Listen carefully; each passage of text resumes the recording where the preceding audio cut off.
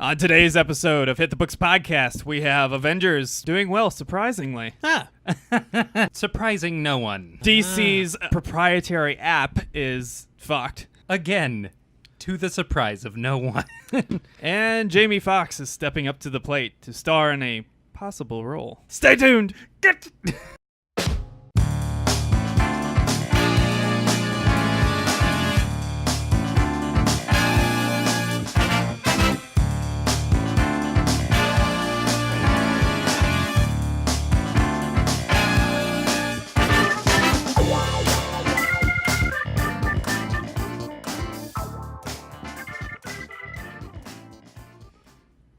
Today's date is May 6th, 2018. Hello and welcome to another episode of Hit the Books Podcast. I'm one of your hosts, Chris Holcomb. And I'm Emery Saunders. And today we're joined by special guest, Seth Grover. Hello, I'm back again. Yet again, you may recognize him from episode 32 and from episode 30 and from the director's cut of our Avengers Infinity War review that is out there now. So go ahead and check that out. Starts off spoiler-free review and then goes into spoilers with explicit warnings everywhere for about 2 hours, which is why, unfortunately, his edition had to be cut out. So, Director's cut. Frequent guest. We love having him on board. Yeah, So I'm happy to be here again. We're here to give you all the saucy deets on everything comics this week. For those of you unfamiliar with the show, this is your weekly comic book podcast where Emery and I, and perhaps a guest, go through the latest news and new comic book releases from your local comic book shops. Please support your local comic book shops. And discuss some topics about the world of comics for your amusement. If that sounds like a good time, be sure to hit like and subscribe on our YouTube channel and click the little bell thing for notifications. And rate well elsewhere. It really does help us out. You can always find us on YouTube, Stitcher, and iTunes. And be sure to check out our website, www.htbvids.com, where you can find links to all of these things, as well as plenty of written content and lists. Once again, thank you to freshcomics.us, before I forget, because we used them for the new releases this week, and they're a great resource, so be sure to check them out, freshcomics.us. And thanks to newsarama.com, where we get most of our comic book news. Not all, but a good portion of it, and they do a lot of good work and editorials. So thank you to Newsarama for the work you do. And if you are interested in supporting independent content, be sure to check out our Patreon page, patreon.com/hitthebooks, where you can help us with as little as $1 a month or as much as you want to go to. So thank you for your consideration. Not obligatory at all. You can still get all of our content for free as scheduled. And thank you for your consideration. So, what have you guys been reading? Well, it just so happens this past weekend was Free Comic Book Day. Woo! So I got a couple of free comics that were... I'm spacing on the names, but were they good? Were they good? I'm pretty sure they were good. Actually, I do remember one of them was James Bond. Oh, neat. Yeah, it's 007 and then Vargr, spelled V-A-R-G-R. Okay. Which I think is an upcoming series. Is it focused on any specific Bond version, or is it a new type of... It I think is its own iteration. It's probably a good idea. I don't think Probably. we should, like, focus on like some, I don't know, actor Daniel version. Craig. Yeah. Right. It definitely has its own image of what Bond should look like. I think that's good. Yeah.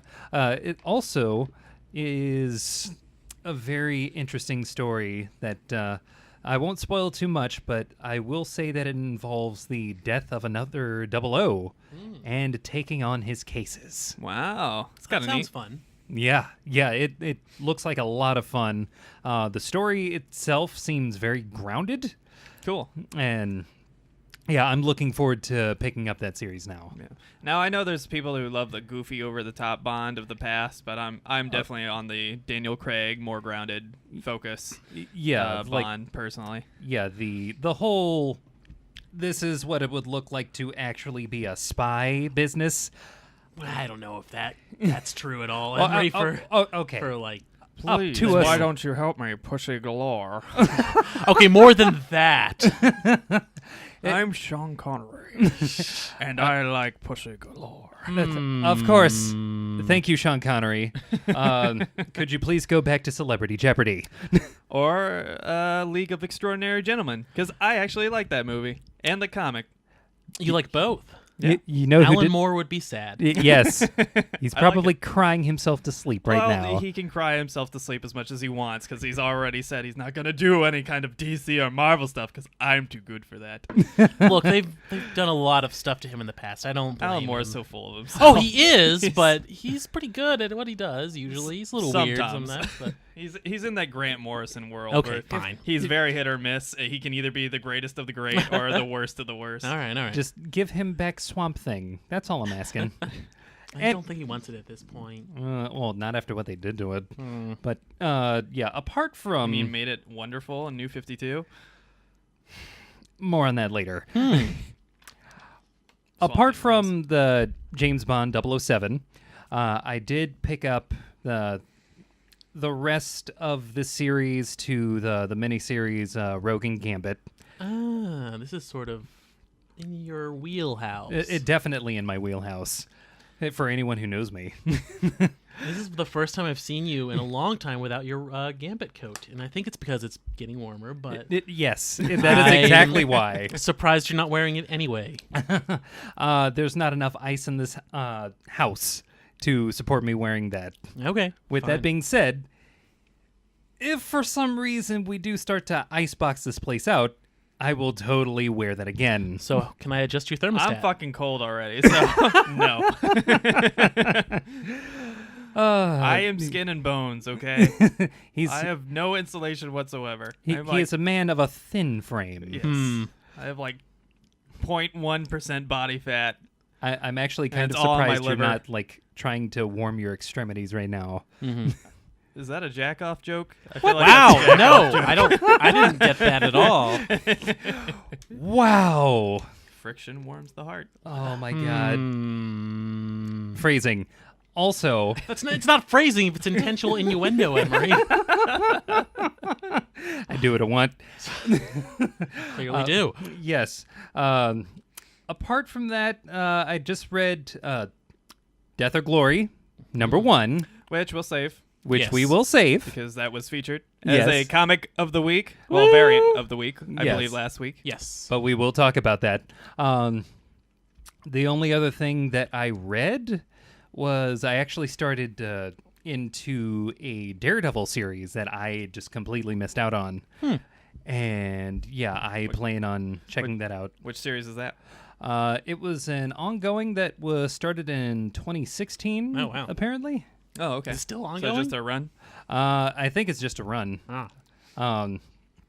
I forget which issue they're on right now, but I'm starting with that one's #1. Cool. Cool. Is this Spooky Hands? Yes. I looked over his shoulder, and there were really spooky hands. Spoilers. Yes. Daredevil up to his Probably same just the old guy from A Princess Bride.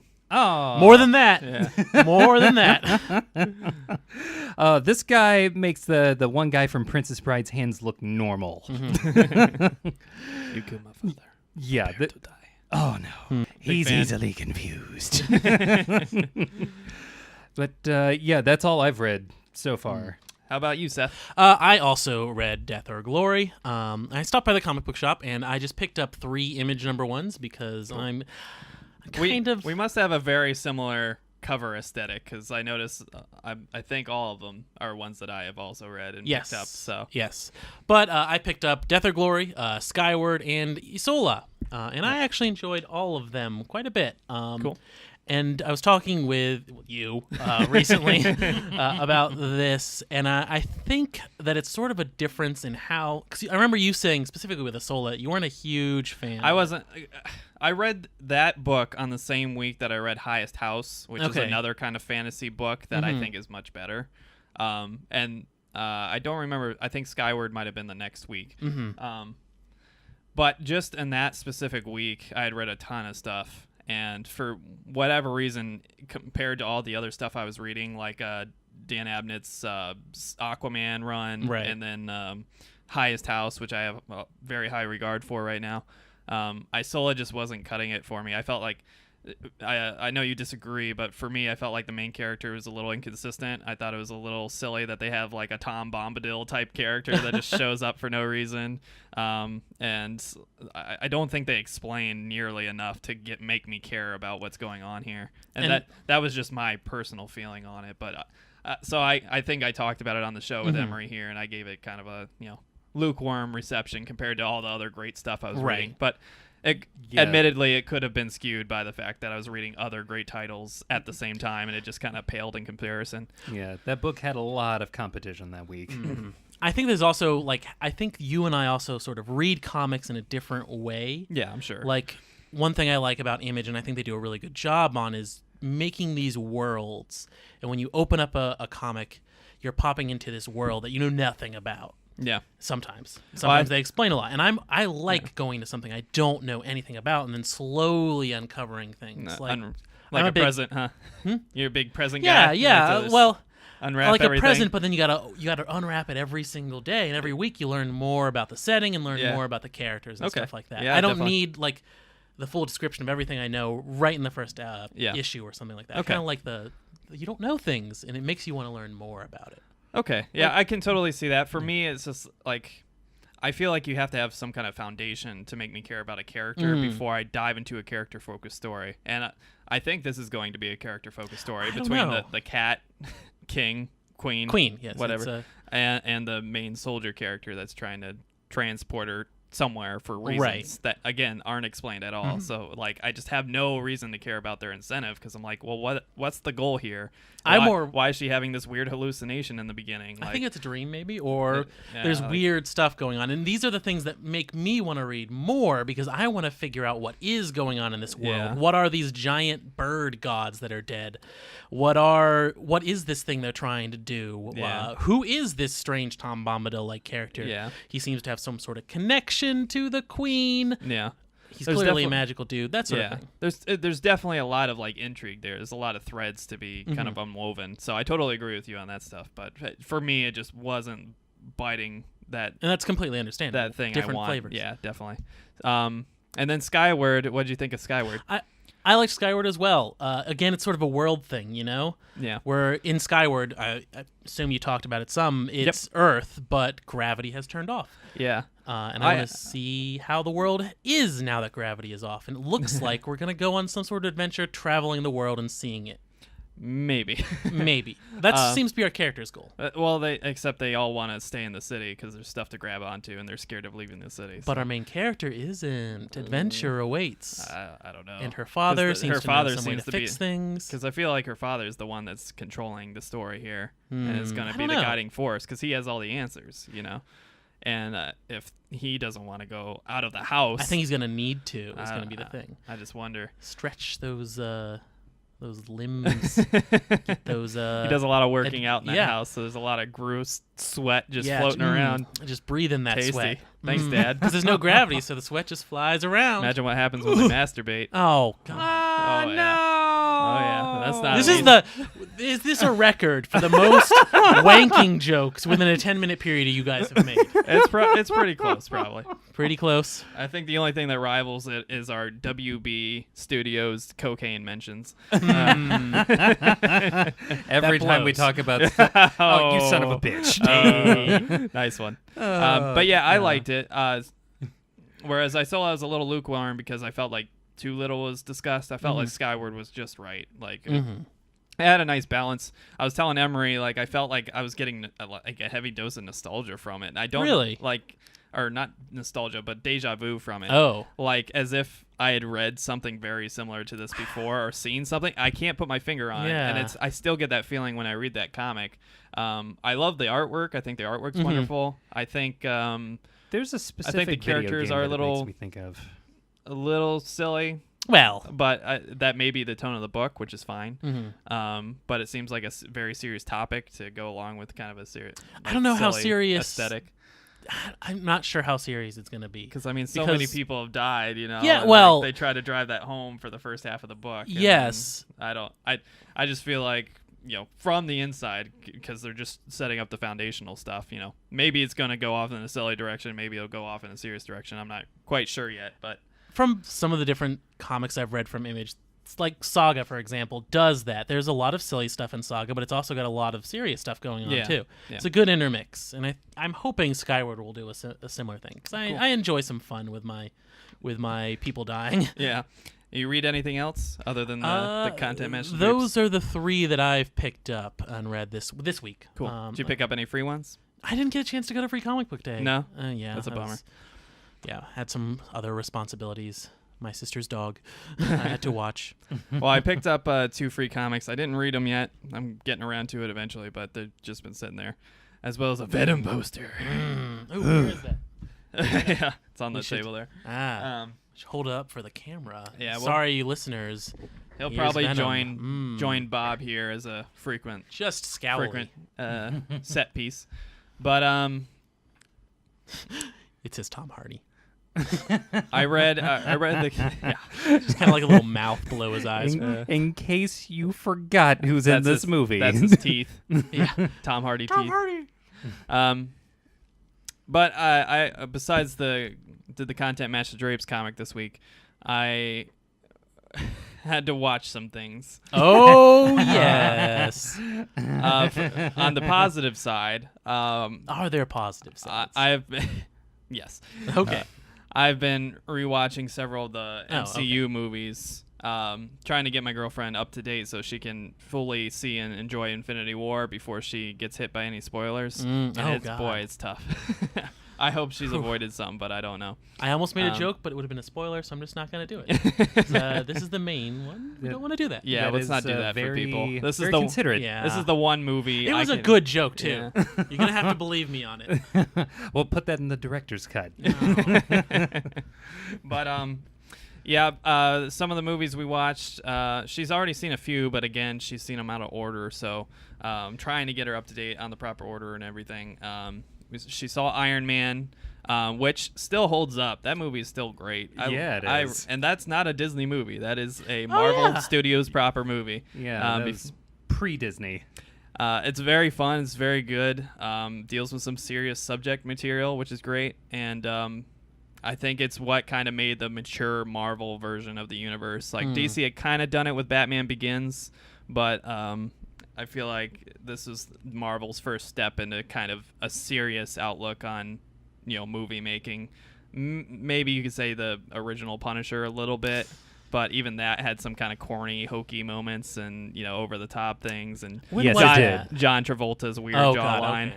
Okay. Surprised he didn't try to touch anyone's face. But to be fair, I think he acted fine in that movie. I think people gripe about John Travolta just because he's John Travolta. For some reason in my head, I always think of... He's not Nick Cage. He's actually a good actor, and he's been in a lot of good movies. So. Hey, Nick Cage has an Oscar. Swordfish. It's a great movie. Oh, I love Swordfish. Swordfish? Swordfish, yeah. I've not seen that, but I've heard the exact opposite of that. I've never heard a negative opinion about Swordfish. Maybe I'm thinking of Has Hackers. Oh, you're thinking of Hackers. I'm thinking of Hackers. Everybody Yeah. loves Swordfish. Is Swordfish, that's the one with Travolta... Huge jacked man. Who's not nearly as huge or jacked as he is Yeah. in anything else. And super hot Halle Berry. Yes. God, she's so hot in that movie. Oh, God. Can we forgive her for Catwoman? No. Then If I can't forgive Will Smith for Suicide Squad, spoilers. Oh. I definitely cannot forgive Halle Berry for Catwoman. I'm sorry. Both DC properties fuck my life. Ruining things I love.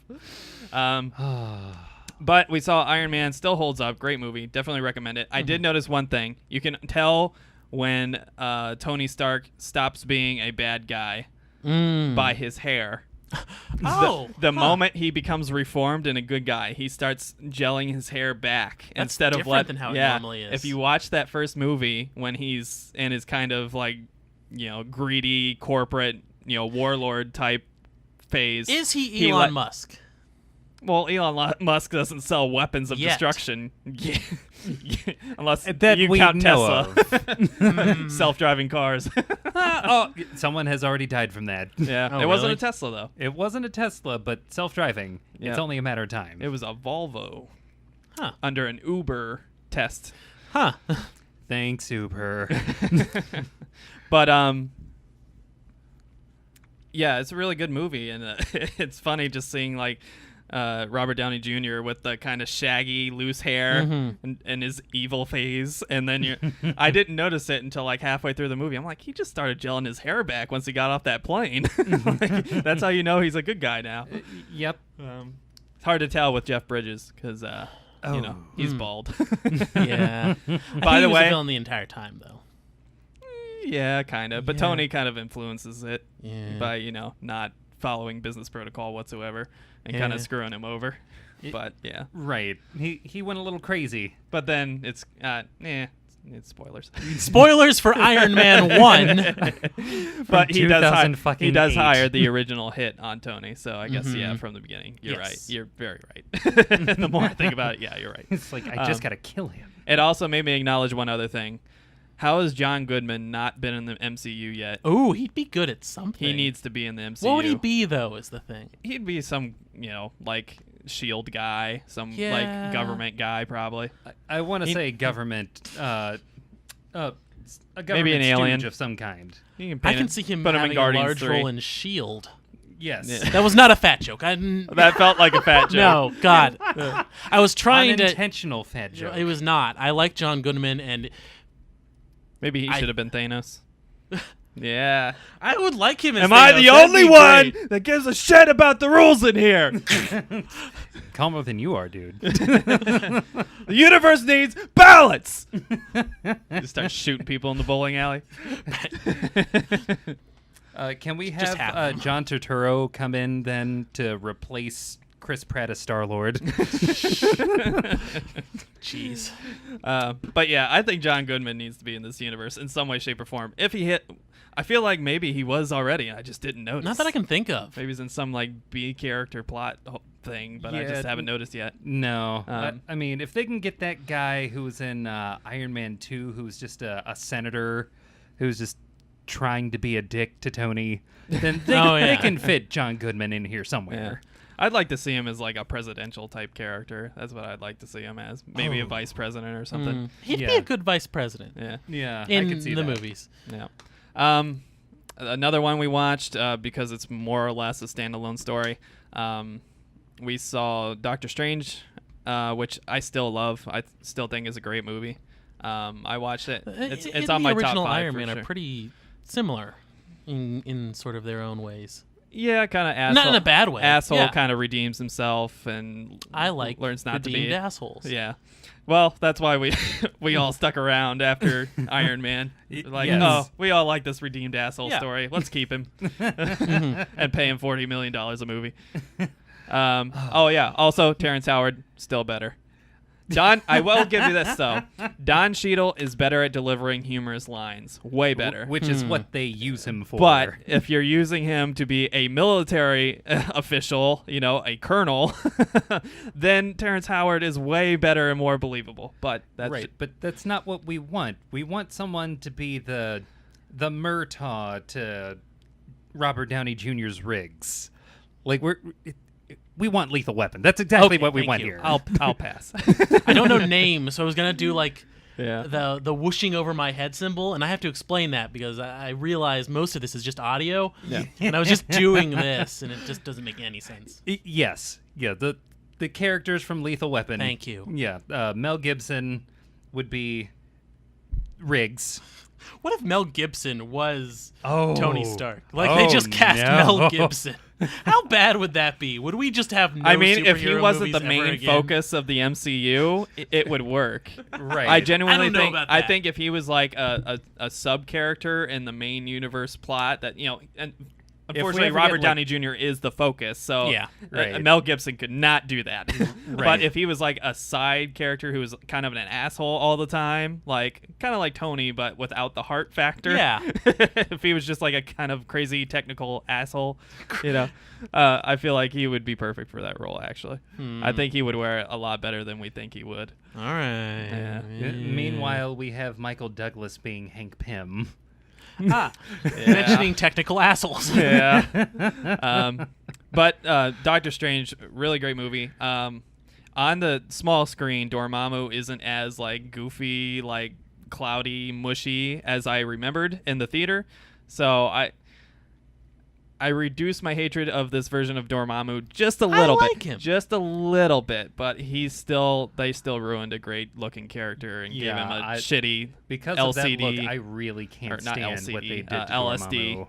LSD focused. I'm forgetting how he looks in the movie. He's just a big technicolored blob. He still has a skull, He right? has eyes. Well, his face Not really. wrinkles. Really? His face has waves. It's constantly like waving like Yeah. it's water. There's like a skullness to it, though, You right? know, A bit? you know is. Thanos' chin? Yeah. That's what his whole face looks like.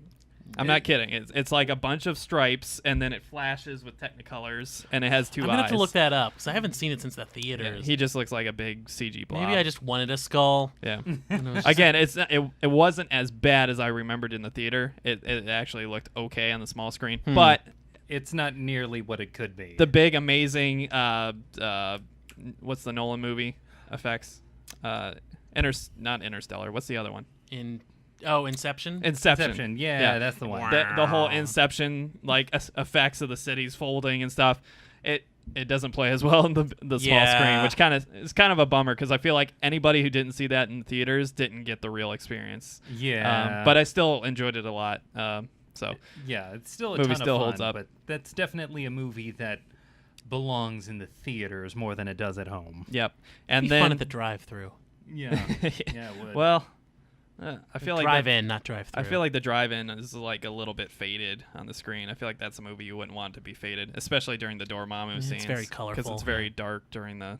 Because it's Look, the I dark just want to lay universe. down in the back of like a car or something and just watch that because Yeah. it'd be fun. It'd be nice and relaxing, you know? Well, teenagers fuck right next door. God damn it. I don't want that.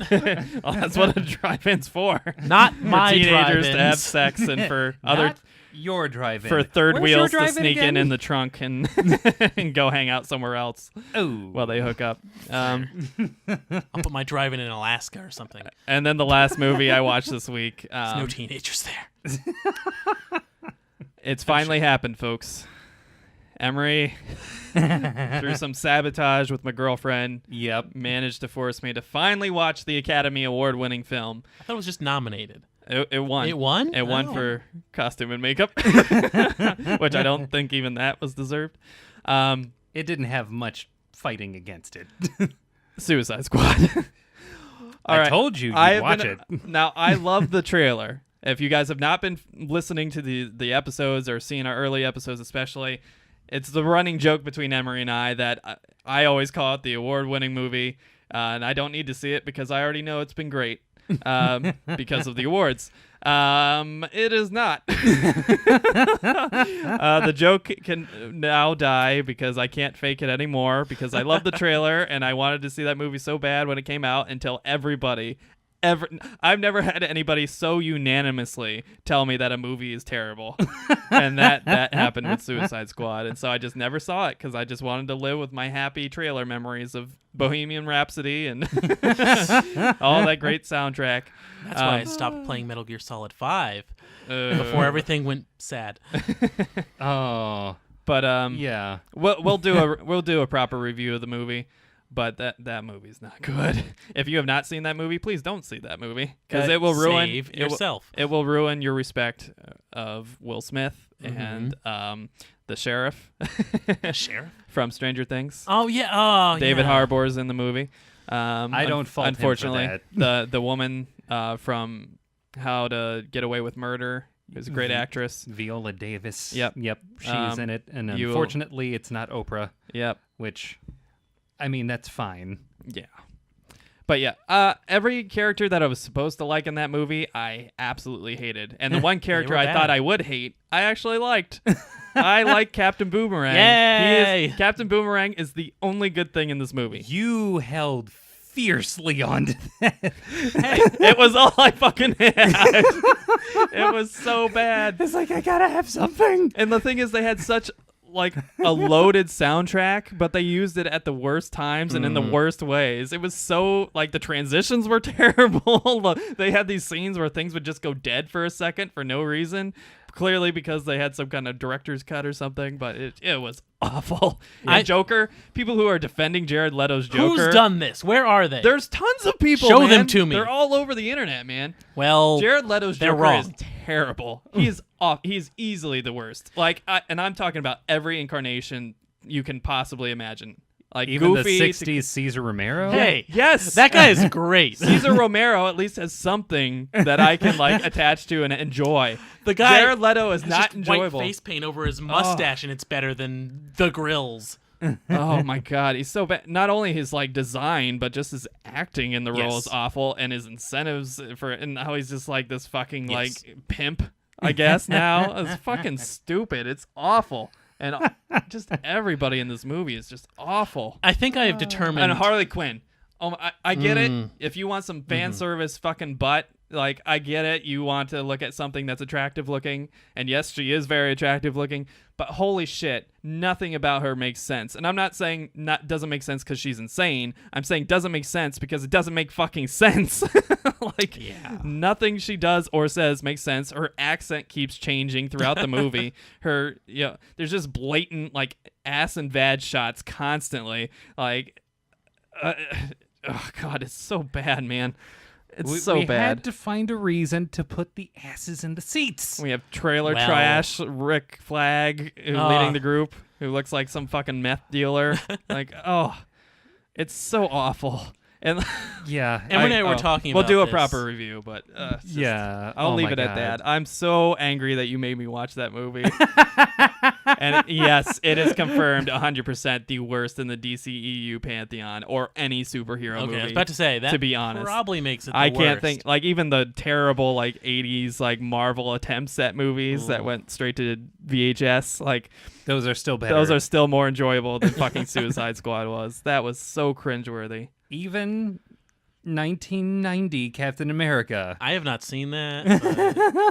but It's real bad. He Imagine has like a cheap plastic shield that he throws around. And That's gets- great. and bends Wait, you were and telling stuff. me about this. Yeah. He's the one who fakes having to throw up and then steals people's cars, right? Yes. Yes, that's amazing.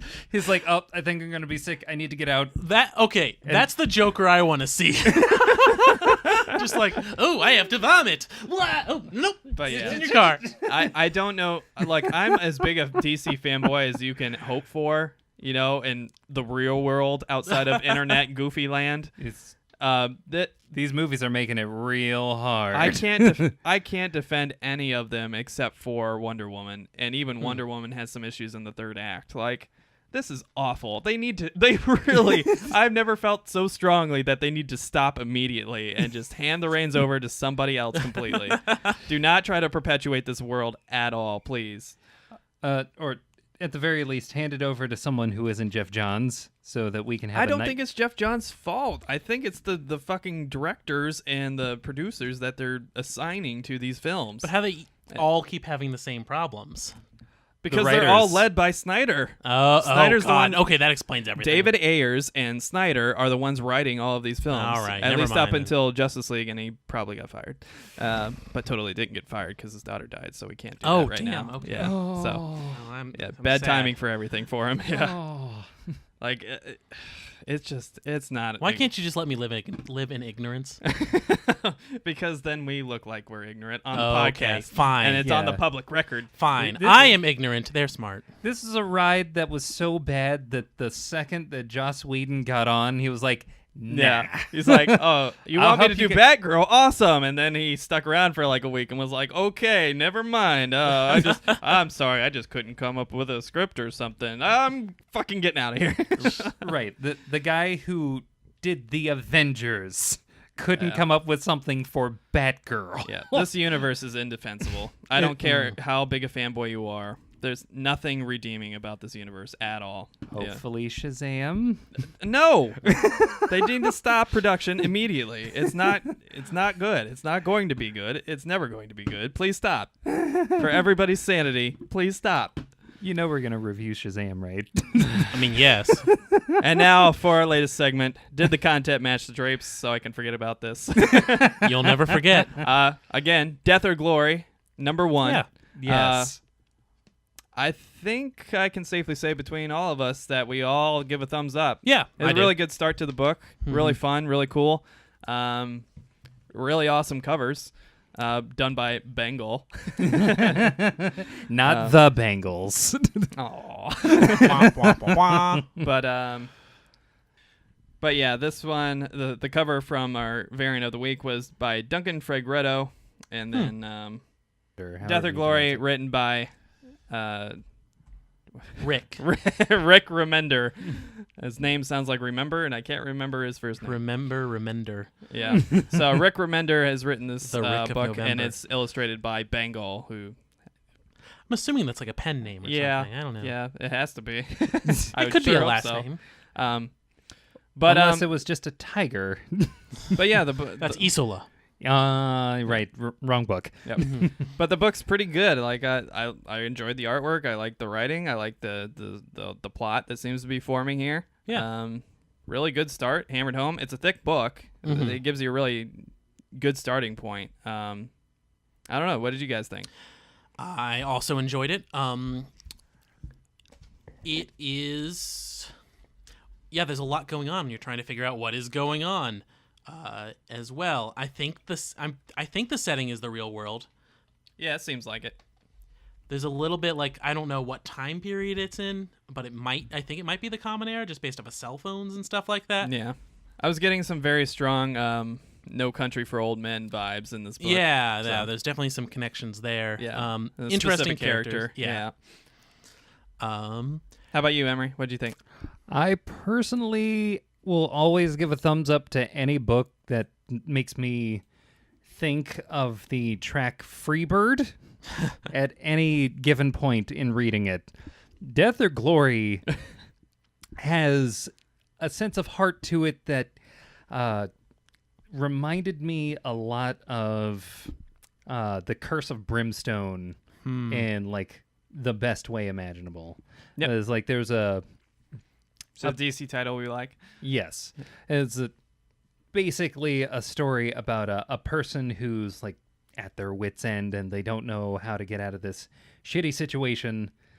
They've got people that they care about and they might do something that might be the biggest mistake of their life. And at the end of the issue, we get a big wham for where this might go. Oh, yeah. The reveal...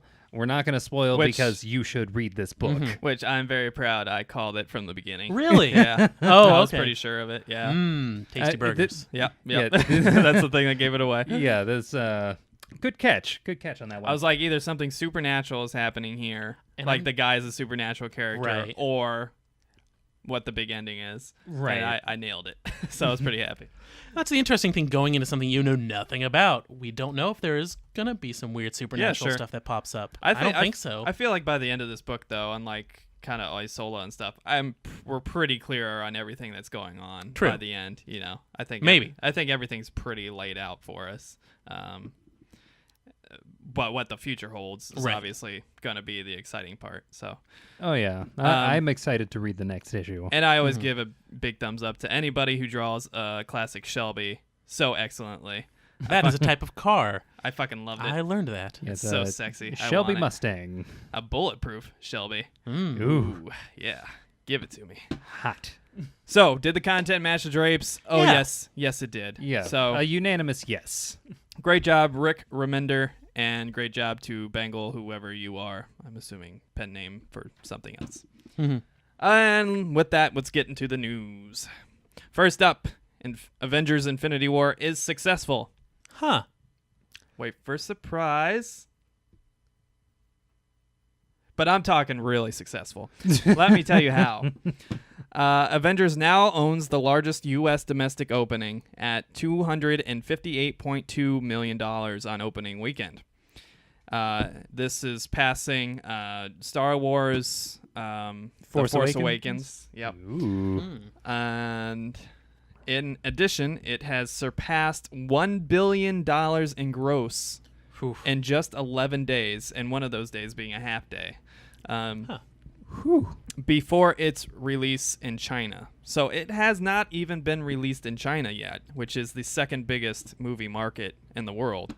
And it is currently sitting at a worldwide gross of $1.164 billion and is at number 15 on the all-time gross list, not adjusted for inflation, because it's hard to do that across Right. every country's currency. But globally, it is sitting at number 15, and that is crazy. Yeah. That is crazy. And 450 million of that is domestic right now. So that is insane how successful that movie is already. Mm-hmm. It's barely been out a week and a half, and it's killing at the box office, and deservedly so, I think. They definitely made their money back already. Oh, yeah. And what's funny is they used the same budget to create 2 movies, 2 of these huge blockbusters, because they filmed them back to back. Oh, yeah, yeah. So, probably cost man, they are just printing money at this God, point. and they're going to sell really well for the next one, too, just because of... This movie alone is going to pay for the Marvel purchase from Disney. Because they spent $4 billion on Marvel. Oh, wow. Huh. Yeah. Yeah. And they're going to earn all their money back just on this one production. Jeez. That's insane. But well-deserved, I think. And again, check out our review where we talk about our review of it and then talk about spoilers. We won't spoil anything for you here. If you've not seen this movie, what the fuck are you doing with your life? Go see this movie. Yes. You have been building for 10 years to see this movie. Fucking see it. Unless you don't want to. If you don't want to, don't see it. If you haven't, Seth is a moron. Don't fucking listen to him. if you haven't caught up to any of these movies or have just been living under some kind of rock for the fucking last rent 10 'em. years. Fucking rent them, marathon them, Yes. knock it out. Yes, rent all of them. These are that while there are a few duds or ones that aren't as good, most of these movies are damn good entertainment. And the floor is pretty high. It's even the bad ones are like pretty decent movies. Even the worst Yeah. are better than Suicide Squad. Everything is better than Suicide Squad. Even Dark World. I would honestly rather I don't think Dark watch World's... I think Dark World's boring, but I don't think it's a bad movie. Oh, well. I would You don't rather watch watch Suicide The Squad Room. is a bad movie. I wasn't bored because I was laughing the entire time and fucking dying inside. I would go as far as to say I would rather watch The Room. Emery, you and I both know you enjoy The Room. Most people So would do watch I. that movie. It's dumb. It's fun. Yes, We watched it together. You had a blast. I had a blast. right. That being said, I will always get more enjoyment out of that movie that just didn't know that it was a failure from start to finish than I would at a movie that tried so fucking hard. There's something nice about that, you know? Like, Tommy Wiseau tried really hard. He In did. The Room. I don't know. Well, I don't know about that. But he tried, and it turned out being bad. It took an entire amazing production team of people and millions of dollars to make a terrible movie that they tried really hard for, and it turned out being even worse. There's something fun about that. There's something interesting about so many people trying and failing. You know what I think the difference is? Cocaine! Are we talking about Tommy? Because he might be doing cocaine. I'm pretty sure he's a drug lord. I'm pretty sure that's how he finances. Laundering. I think he's an Eastern European drug lord that has just escaped from Interpol. I highly doubt that he has the competency to not be Wow. arrested immediately. Well, that's kind of the whole point. Yeah. He wants you to believe that. Oh, That's his He's cover. a genius. It's his cover. read The Disaster Artist. So yeah, that's incredible that it's doing so goddamn well already. Like, it's past pretty much everything DC has ever produced already. By itself. Combined? Not combined. I know, no. I'm being... Dark Knight was over $1 billion. Of course, that's not adjusted for inflation. That was years ago. But it's obviously... I think this movie will honestly get close to Avatar numbers, if not pass it as the number one. Does. Yeah, because Avatar is not that good. No. It's just ridiculously inflated because of those ridiculous IMAX 3D prices when it was fresh It was technology. like $15 or something like Yeah, that. it was 20 fresh maybe. too. Yeah, Ah. 20. It's like, oh man, the 3D. I gotta get that 3D. I don't understand why they're trying to make like 6 of them. It's fucking stupid. Wait, really? Yeah. They have like 5 announced. But there was There's only production. one Ferngully By movie. What are they James going to do Cameron. for the plot of the next one? Cameron's gonna come up with another Pocahontas story, probably. I don't know, and it doesn't warrant it. I don't think there's any people out there that are that strong, like fervently yeah, Avatar fans. Like, oh, I gotta get more of this. Fern Gully or Dances with Wolves or Pocahontas or maybe a little bit Matrix Revolutions. One of these things is not like the other. Next up on the news, Jamie Foxx has been offered the lead role as Spawn in the upcoming Spawn movie reboot led by Todd McFarlane. No! At least Todd's working on it. Oh, God. I believe. I was wondering, I don't know if a Spawn movie works now. I think he, just as a character, he's a little too grim dark. You're breaking Emery's heart right now. I'm sorry, Emery. It's what I believe. What you believe and what the truth is might be at two different points here. Because, like, I don't know. I think for you to have, like, a serious character who's also kind of in, like, grim situations or, like, just willing to kill people, like, I think the Netflix Punisher series works. But it's because he has literally no powers other than shooting people. When you give someone who covers themselves with, like, skulls and all this, like, and literally spiky becomes God. And spiky death, necrotic-y hell stuff, and then shoots green laser beams out of his hands, I think it's even harder for people to connect to today. It's called ectoplasm. Okay. There would need to be a few changes made.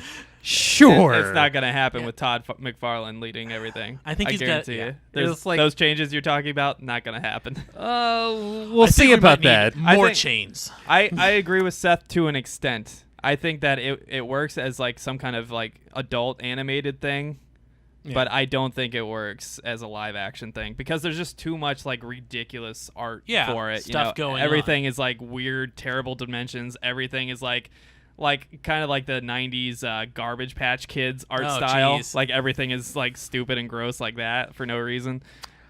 That's just my personal opinion. But Now, mind you, you should remember or maybe be aware of... Remember. Not remember, I remember. I'm just going to say that every time you say remember now. There was a point in which Todd McFarlane was pitching a Spawn movie, but from a different perspective. And that'd be interesting. Specifically, one that involved taking the perspective of the movie away from the Spawn character and focusing it on two detectives that are basically investigating a ghost story. What the hell? Who is this scully man who keeps killing people? so you don't want to do a Spawn movie. You want to do the Two Detectives movie. I would watch that. That sounds fun. What are their names again? Please remind me. Sam and Twitch. Sam and Twitch. Ooh. Like fat guy and skinny guy. Yes, lank and stout. Yeah. The goal here is to... Gordon and Bullock. Basically, we're trying to ground this as much as we can before we go full into the let's get super ridiculous. Malabulgio. Malabulgia. This is like whatever the fuck the name of the demon is that week. I think it would be better as a TV show, personally. That might work. I think it could work in a screen format. There would just need to be a lot of changes. There would need to be a lot of things taken away or maybe added to like later films. Once we've introduced you to the weirdness through these humans. All right, we're going to hell, buddies. We'll stop breaking his heart. We gotta take it easy. My heart is not broken. My heart is hopeful because no one was giving this the time of day, and now he's actually talking to Jamie Foxx. Of all people. Yeah, about that. Of all people. Jamie Foxx, pretty decent singer. Not a terrible actor, but I don't think he's right for this role. I mean, probably not, but the fact that they're talking to someone who's like an A or B lister in Hollywood at this point means he's confident in what he's got. Yeah. Next up in the news, we have received our first full trailer for Ant-Man and the Wasp, and it features the quantum realm in the form of Project Ghost, in quotations. It is due out July 7th. Did you guys see the trailer? I did not. I did. What'd you think? I personally thought that I am just so on board for more like size-changing weirdness. See, I am kind of on the fence on this one. This movie apparently takes place a little bit before Avengers Infinity War. It's like at But- some point after Civil War. Yeah, This happens. I'm a little bit disappointed though because they're introducing something that is probably going to be the catalyst for reversing everything they just did, I told you. which I fucking hate because I wanted them to just You knew they weren't okay, going to. they have an arsenal of things they could use to reverse it. not really. They have one thing, and that's the quantum realm. And let me tell you, Well, if this specific movie has a quantum realm. anybody familiar with the quantum realm, they basically do whatever the fuck they want. It basically activates everything potentially for multiverse theory, for reversing time, for going to alternative realities where the events of Infinity War don't happen quite that same way. And I think the reason why a specific character doesn't show up in Infinity War is because it's setting up for a certain premise that's coming out in the upcoming movies here. To be a plot point for the next Avengers film One as of a way two to premises. create mulligans and reverse shit. And that really disappoints me. And it looks like they're completely buying into that whole thing, which really sucks. But I still have kind of a theory that I forgot to share on our review. So perhaps if you stick around to the end and you've already seen Avengers Infinity War, maybe we'll go into one brief theory talk at the very end. Don't let me forget. Brief theories. But I really don't want to see this movie, to be honest. don't? I thought Ant-Man was fine. I didn't think it was great, but I thought it was pretty good. And I thought it was fine as a standalone film that didn't need any more expansion. I think now he can be a guest star in Avengers and other things, fine. But I don't want to see more of Ant-Man and Wasp, especially, and Hank Pym without the Ultron factor. Like, it's... I will see this movie alone just for the sake of the fact that every time Paul Rudd goes on to Conan O'Brien's show, he shows his trailer that's never actually the trailer. I'm not aware of this. That's a stupid press thing that I don't care about. Is anyone familiar with the movie Mac and Me? I'm aware of it. I don't know much about it. There's a robot? No, I will show That's this fine. video to I'm you not guys concerned later. with Mac and Me. Is it a monkey?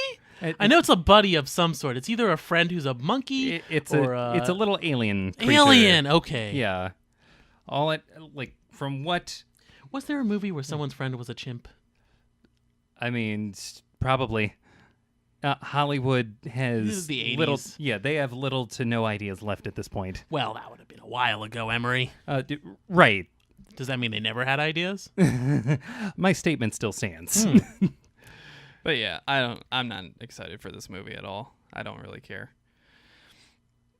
And quite honestly, I think the whole point of this second movie is just going to be to introduce the concept of what they're going to use to reverse everything of the first Infinity War movie. So, Well, that's what we're thinking, probably. Whether or not that's actually the case. it probably is. Because that's the whole reason they didn't show a trailer before Infinity War came out. Oh. That's the whole reason they saved for this movie, even though it's coming out very soon. All the press and everything for it for right after Infinity War. They waited a week after Infinity War to reveal the trailer and everything for a movie that's coming out in 2 months. And maybe they just, were busy and didn't want it to get Right. drowned out. And they Infinity made War a stuff. point of telling everybody that it happens before Infinity War.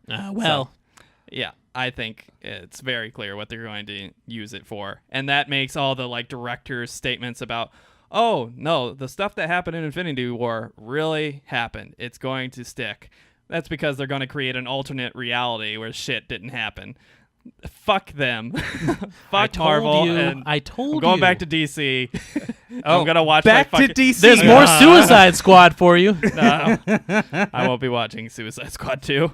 Wait, are they making a second? I think so, yeah. It's scheduled. And a Harley Quinn movie. Yeah. Don't laugh like that. Already a better Joker. God, it's so bad. So bad. Yes, I could easily be a better Joker than Jared Leto. At agree. least I know when people die there, they stay dead. We Like, were kind of. You sure just about in that? Suicide Squad. You sure about that? Spoilers: Suicide Joker Squad. dies and isn't dead. No, he doesn't. I thought they like blew him up or something. His No, plane off camera. crashed. Off camera, yeah. It's He's dying. not dead. It Plenty should of be for a characters have normal died human. off No, they're like, camera. oh, the helicopter blew up off camera. Like, I mean, yeah, but you know it's Joker. He's not dead. well, he should be. Surprise.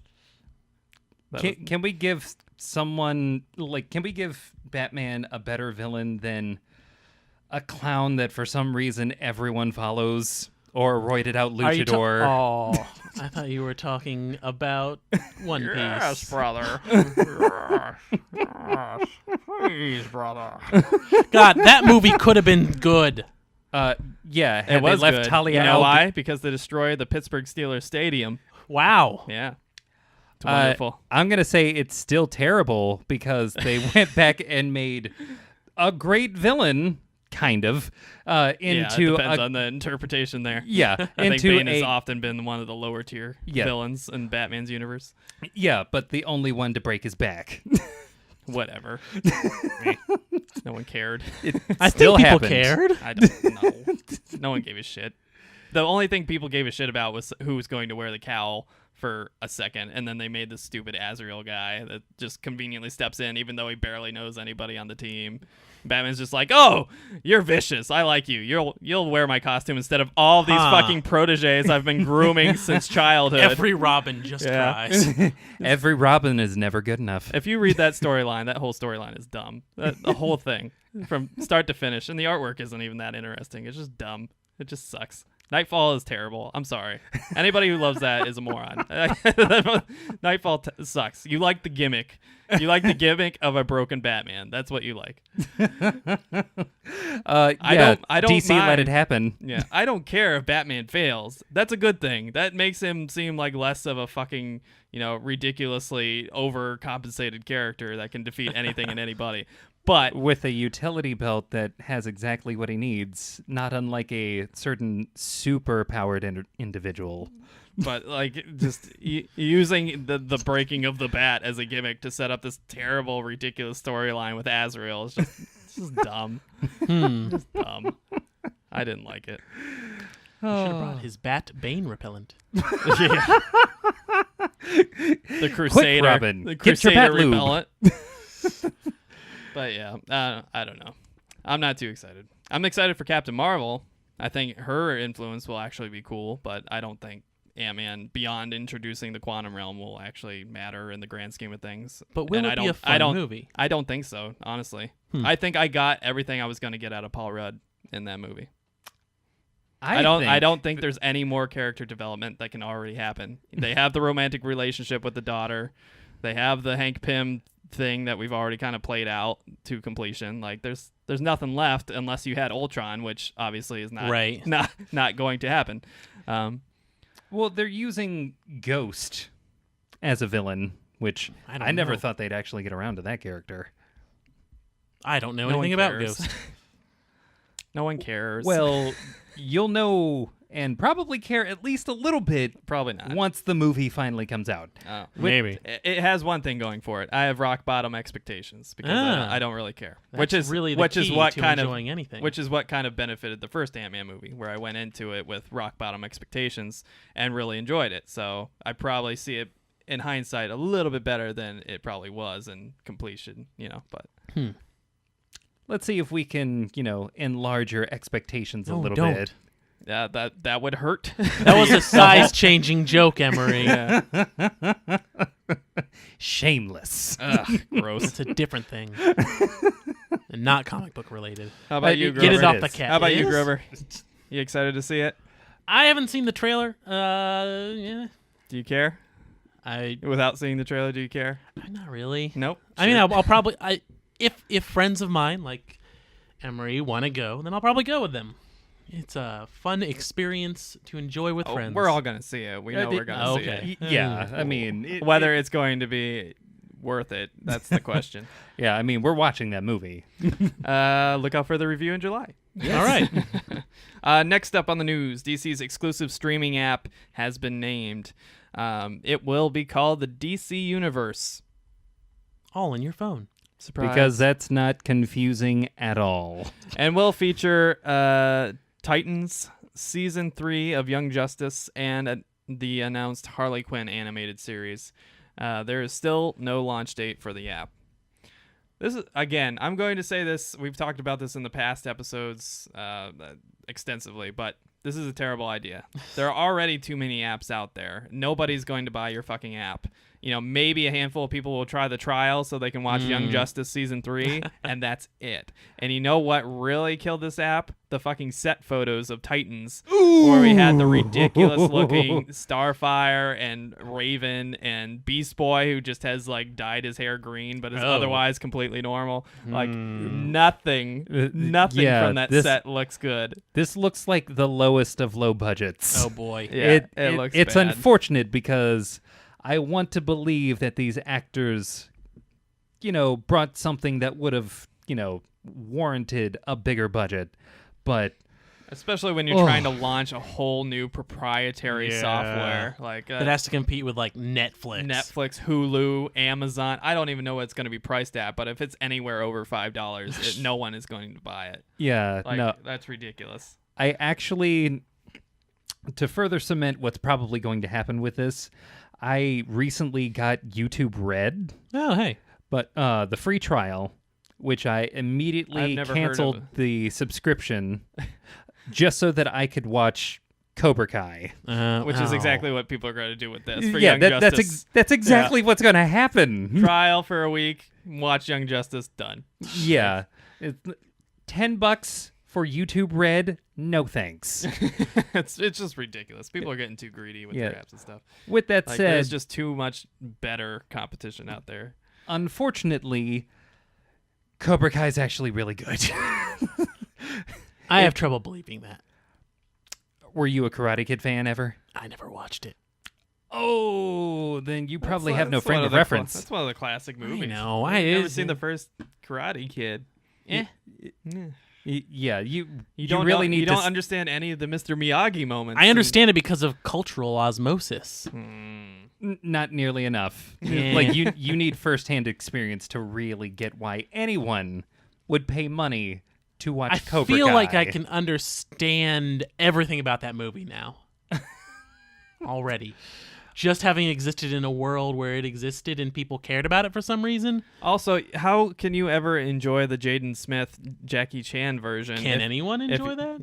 Yes. I heard it was No. bad. No one hates that movie. Emery does. I Really? hate that movie with That everything movie was in me. That movie I'd was be willing to very give well it a shot. received. I'd be willing to give That it movie, a shot I because guarantee you love that movie has Neo above Yokio. Well, 70 on Metacritic. It was very well received by everyone but me. I thought it was fine. I think he was the That's only person fine. I know who watched it, so that's why I have a I'm bad going to view. go I on also record love to Jackie Chan, so I'm going to go on record to say that this movie, I hated it for one reason Oh, well, only. then this is just nitpicky. well, that's Why what the we're hell all did- about. Yes. Yeah, fine. Why the hell did we call that the Karate Kid when we're specifically not only in China, but practicing Kung Fu? There's literally no karate in that movie at all. Yeah, they're not in Japan, so. Eh. But who cares? It's still a fun movie. It's an okay movie. And it's the only movie with Jaden Smith in it that I don't hate. What else was he in movie-wise? That one space movie with his dad where they land on a planet and he has to survive. Oh, right. Yeah. I didn't see that, but that looked bad. Yeah, it was bad. It was You should real bad. watch Neo Yokio. No. I don't even know what that is. No. Oh boy, Jaden Smith is the main character Well, in then this no. anime. It is Oh, is that the Toblerone thing? Toblerone thing. Yeah. There's a That's the only thing I know about it. yeah. It's kind of the meme from it, but Yeah. it's dumb. It's bad. It's good. I expected. That's why I never watched it. Yeah. It's like intentionally bad, dumb. I don't know. I like it, but in a weird way. But while we're still on the subject of the DC proprietary app, just a reminder, DC's Metropolis, the live-action pre-Superman Metropolis show, has been delayed beyond 2019 and has no announced release date as of right now. I feel like there's a lot less to do with that than like Gotham. Yeah. Metropolis. Well, Or from the premise, it's Krypton. basically Lois Lane and Lex Luthor That's what you're following. Yeah, because who else is there? Before Superman. That's pretty much it. That's what's announced. Is Jimmy. Apparently, God. it's probably going to focus on Lois Lane investigating things that Lex Luthor is doing. That's probably going to be the premise of the story, if I had to guess. Whereas at least Gotham, you have Gordon and Bullock's dynamic and stuff, And even young Pat. Look, no. No. worst part of the fucking show. At Young least Pat. from what I've seen of it. The first season wasn't bad, but they just kept forcing this stupid kid into the story that didn't make sense. And Selena Kyle, she's awful. I hate that girl. It keeps happening. Quit ruining good things with terrible things. The sabotage. They sabotage themselves so much. Oh, I've never seen someone so successfully another beat CW? themselves in chess. That was actually Fox. Oh. Wow. Also, that's another thing that is terrible about Suicide Squad. I've never seen a fatter Batman. Batman has never been so fat than he was in Suicide Squad. Like, that was definitely his chow down period between movies where they're like, "Can you come make a cameo?" And he's like, "All right." He didn't look fat. He looked real fat. I don't know about that. Maybe you got unrealistic His face body was, expectations. Squished up in his mask like this. He had okay. he had like a beer gut. To be fair, he's always going to have those cheeks. But also, yeah, they look like they probably squeezed him into that one. Yeah, we there's some need Vaseline action more going on there. realistic body-sized heroes. Yeah, which every Batman up to this one has been. They have been. Which one has not been realistic? I mean, just like Emery and I were watching Who Framed Roger Rabbit 2 days ago, and the main That's right. protagonist of that, who's not a cartoon, is a pretty average-looking dude. He's kind of bulky. Yeah, but he's also not a ninja, so right. that's kind of a problem. You're gonna have wasn't fucking saying Chris that Farley Batman's- coming in, I wasn't Hollywood saying Batman ninja, specifically. and ripping his kimono Maybe not thing. Batman specifically. Yeah. But someone with powers might not need to be as physically active that would turn them into this muscle person.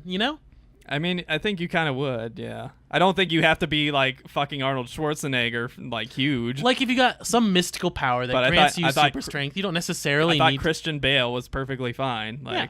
I wasn't saying they were bad. I would like to see a fat Batman. I want to see that. That's what you're not telling me. necessarily Batman, but someone with mystical. Like Superman doesn't technically need to be muscular. His power doesn't, comes from the technically. sun. Yeah.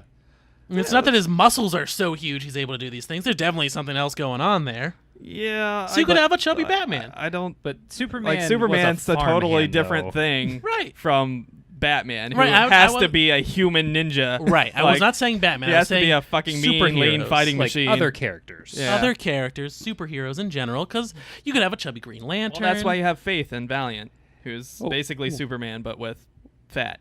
We actually almost had Jack Black as Green Lantern, so you almost got that.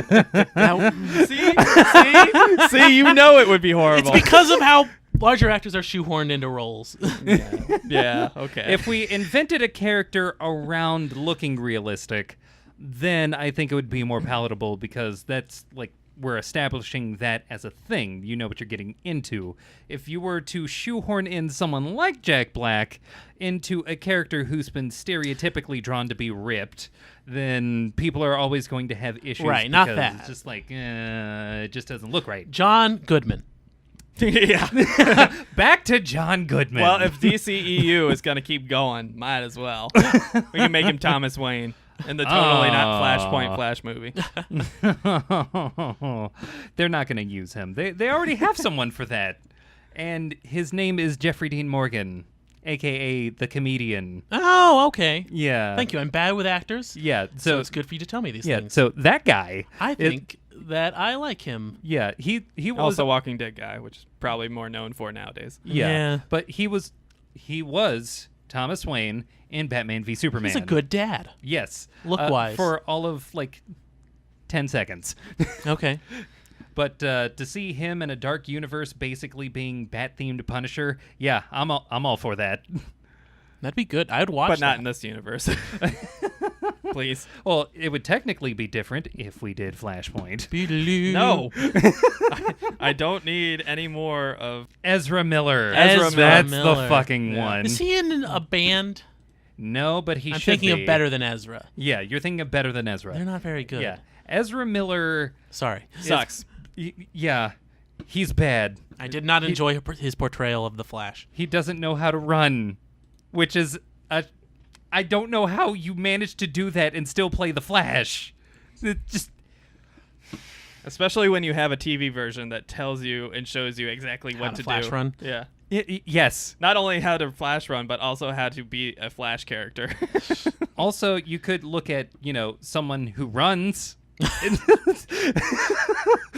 Right, we don't have to go to these fictional versions of people who run. And not be people Woody do Allen. run. I forgot that.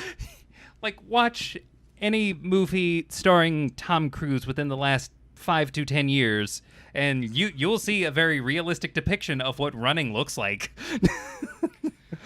So yeah, let's We're leave it getting at off that. topic a lot. Yeah. Only a little. And our final piece of news, Saban has sold the Power Rangers property and several other properties to the toy maker Hasbro. Oh, Saban. I bring this up because they just had this big production for the new Power Rangers comic they've had launched with Yeah. the original Green Ranger / White Ranger. Yeah, it's Shattered Grid. That's the one.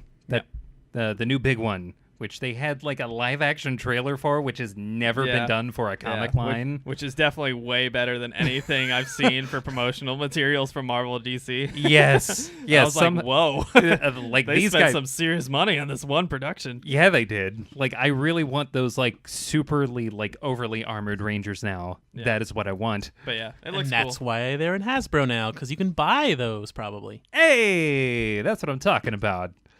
Also, Saban, it's about time. I don't know. I thought they were doing fine.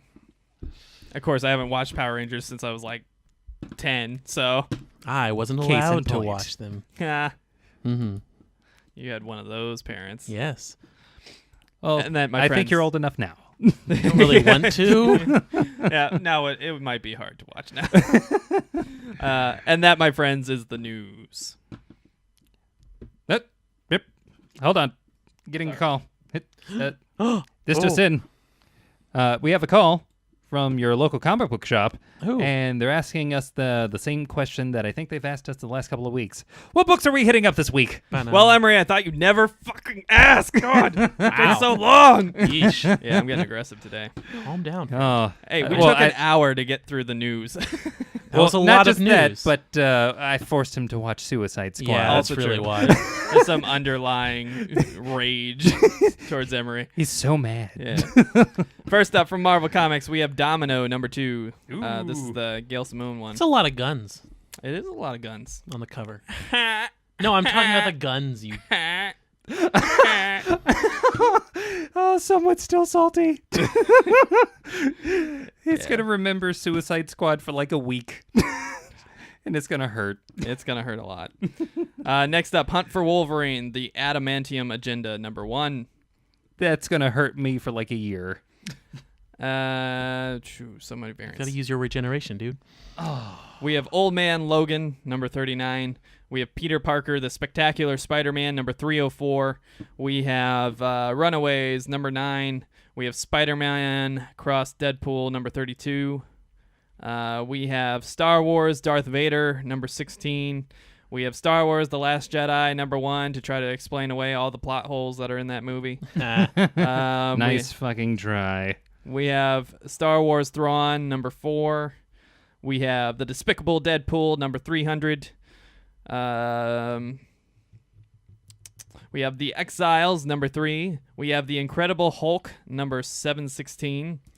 We have The New Mutants, Dead Souls, #3. We have The Unbeatable Squirrel Girl, #32. Ugh. Stop. We have Marvel Venom. quit. It looks like a Venom relaunch. Venom, #1. We have I wonder why this is. Tom Hardy. we have X-Men Blue, #27. Blue. And we have You Are Deadpool, #2. From Dynamite Entertainment, we have A Game of Thrones, A Clash of Kings, #10. We have Barbarella, #6. We have Deja Thoris, #4. Hot. We have Green Hornet number 3. We have John Wick number 3. You killed my dog. Now I'm gonna give you a really excellent injury. I now need Bill S. Preston Esquire to show up in this. We have Pumpkinhead. Let Keanu live that down, please. No. Free him from that. I love that movie. They're but making I a know. sequel. Oh, that's Another unneeded. one. I should Eventually, if they travel back in time far enough. We have Pumpkinhead number 3. We have Savage Tales Vampirella number 1. We have no, we don't. We have Xena number 4, and that wraps up Dynamite. From DC Comics, we have Batgirl and the Birds of Prey number 22. Do not get hyped. Now, this is the first of many huge releases this week. This week is ridiculously loaded with great content. Yes, it is. Just giving you a fresh heads up before Emery and I start creaming in our pants. I will refrain from doing that. How polite. Mm-hmm. I'm in First- your house, yeah. We have Batman White Knight number 8, which is supposed to be the conclusion to the story arc. Holy shit, it's so good. I don't want it to end. I don't want it to end either. It's so sad. Oh, man. It's so good. Yeah. I'm not even a Batman fan, and this is amazing. It's so good. We have Detective Comics number 980. We have Hal Jordan and the Green Lantern Corps number 44. We have Immortal Men number 2. Got off to a real rocky start there. Let's see if they can, recover. We have Justice League No Justice number 1, which is the Scott Snyder thing that's coming out of Dark Knight's Metal. Take that however you will. Yep. We have New Superman and the Justice League of China number 23. Where Okay, the variant cover on that, I really like. yeah, you like the karaoke booth? Yes. I didn't see it until now. You should put that up on the video on YouTube. It's great. Oh yeah, I'll show it to Okay. you folks. Next up, we have Red Hood and the Outlaws number 22. We have Scooby-Doo Apocalypse number 25. Ruh-roh. We have Sideways number 4. We have, Blue which is a 42. pretty good book. We have Suicide Squad number 41. We have The Flash number 46. We have Wildstorm Michael Cray number 7. We have Wonder Woman number 46. And that wraps up DC. From IDW Publishing, we have Back to the Future Tales from the Time Train number 5. We have Ghostbusters Answer the Call number 5. We have Punk's Not Dead, but it kind of is. Number 4. We have Rom and the Micronauts number 5. We have Star Trek The Next Generation number 2. Best generation's more like it. Hell yeah. Suck my ridges. We have Star Wars Adventures number 10. We have another big release, The Highest House number 4. Pick this book up. It's pretty Ooh. good. We have The Spider King number 4. Ew. We have that's it. And that's all from IDW. From Image Comics, we have Analog number 2. We have Barrier number 2. We have Black Cloud number 9. We have Dissonance number 3. We have Isola number 2, which Seth here really liked. We have Maestros Get Hyped Oh, shit, boy. number 6, finally out. Holy shit. Ooh. We have Medieval Spawn Cross Witchblade number 1. Interesting. We have another Get Hyped moment, Monstrous number 16. Oh, yeah. Get Hyped. Oh. We have Oblivion Song number 3, which is Robert Kirkman's new book. It's okay. It's all right. We have Port of Earth Get Hyped number 5. Oh, shit. We have Prism Stalker number 3. We have Rose number 11. We have Sleepless number 6, which has been pretty decent. Yeah. We have Southern Bastards number 20. We have Southern Cross number 15. Very and southern. finally, we have Youngblood number 11. Ooh, so 90s. From Boom Studios, we have Adventure Time Comics number 23. We have Fraggle Rock number 1. We have RoboCop Citizen's Arrest number 2. Oh, shit. I might Shoot have him to in the check that dick. out. We have The Planet of the Apes, Ursus, number 5. We have WWE, number 17, brother. Oh, yeah. From Titan Books, we have Robotech, number 9. We have Sea of Thieves, number 3. Wait, is that related to the video game? Oh, yeah. Oh, boy. Definitely. Oh, let's see if it makes more money. We have Super Ooh. Mansion, number 2, which is like the one thing keeping Crackle alive. We have the Oh, wait, you're serious? Yeah. Oh, my God. And Sony bought them. I don't know why. We have The Season of the Snake, number 2. We have Warhammer 40K, Death Watch, number 1. And that wraps up Titan Books. From Dark Horse Comics, we have BPRD, The Devil You Know, number 6. Ooh. With a pretty cool variant cover there. Yeah. Yeah, it is. We have Hungry Ghosts. This is the Anthony Bourdain book, number 4. Oh.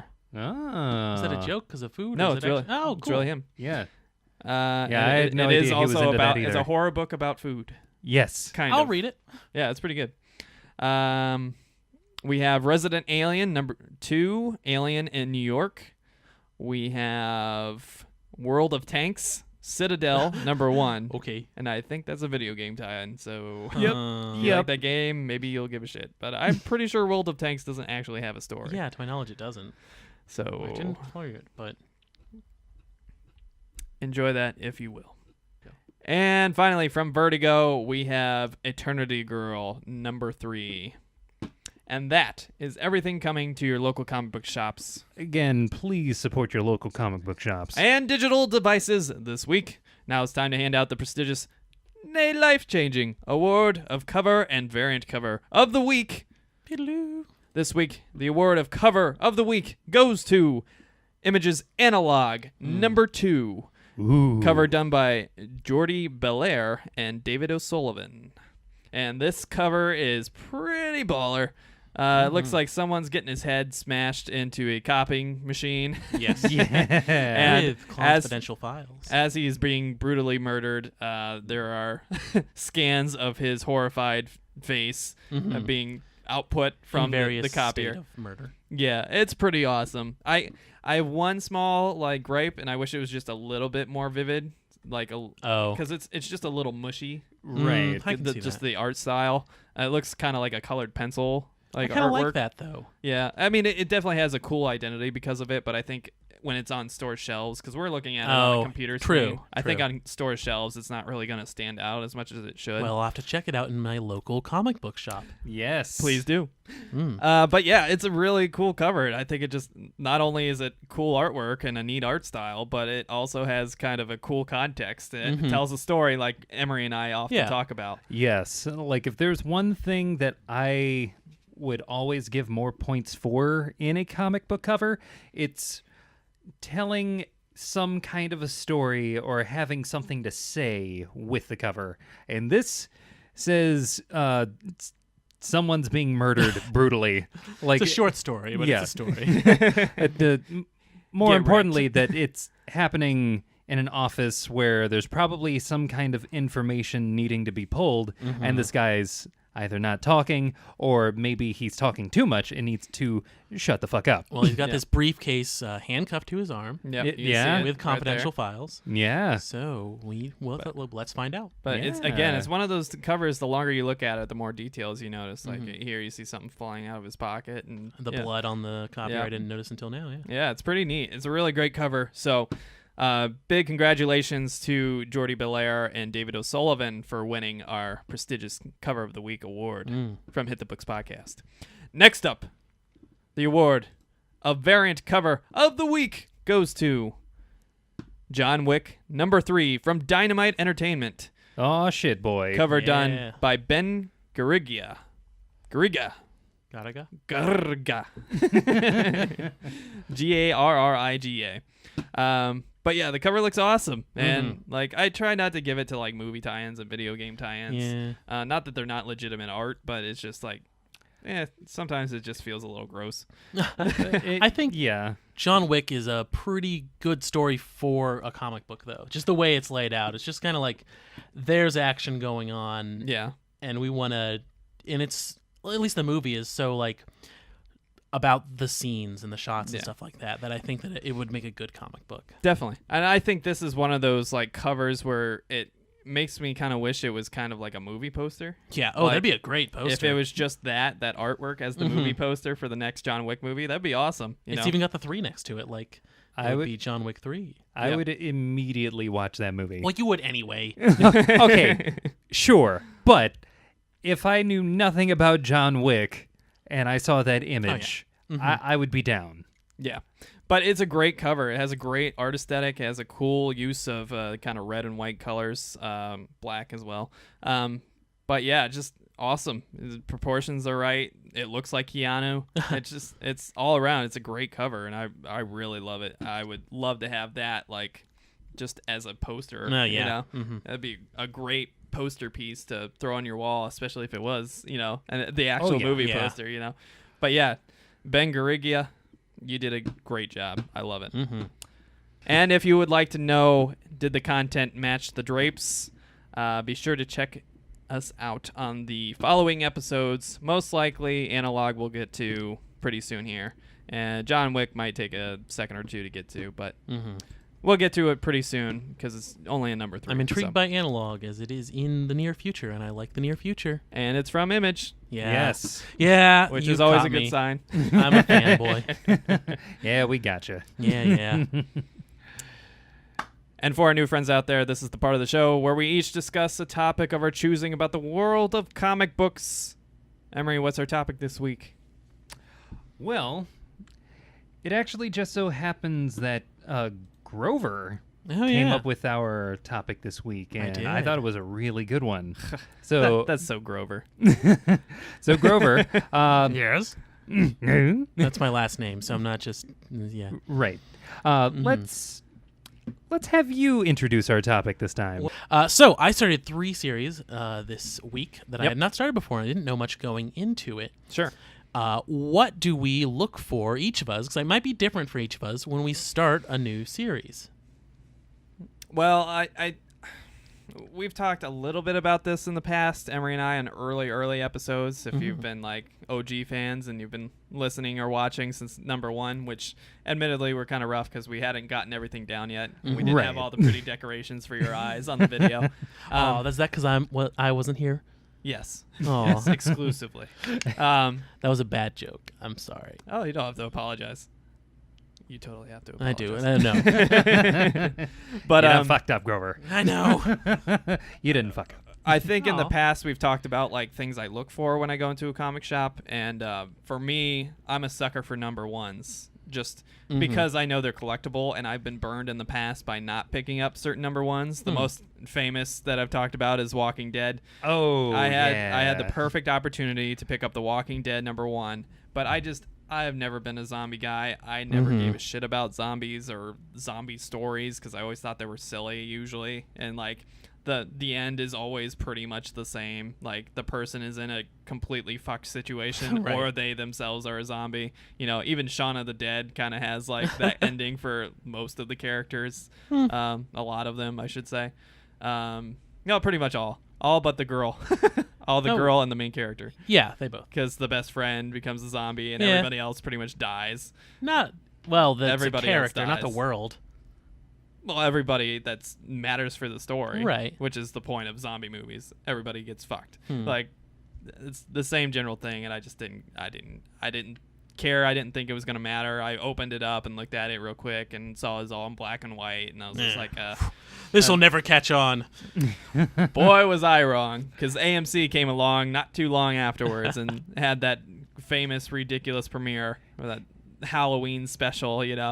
Yeah. Most people don't realize that first season was just like a Halloween special thing that they were I just didn't doing know for that, October. actually. Yeah.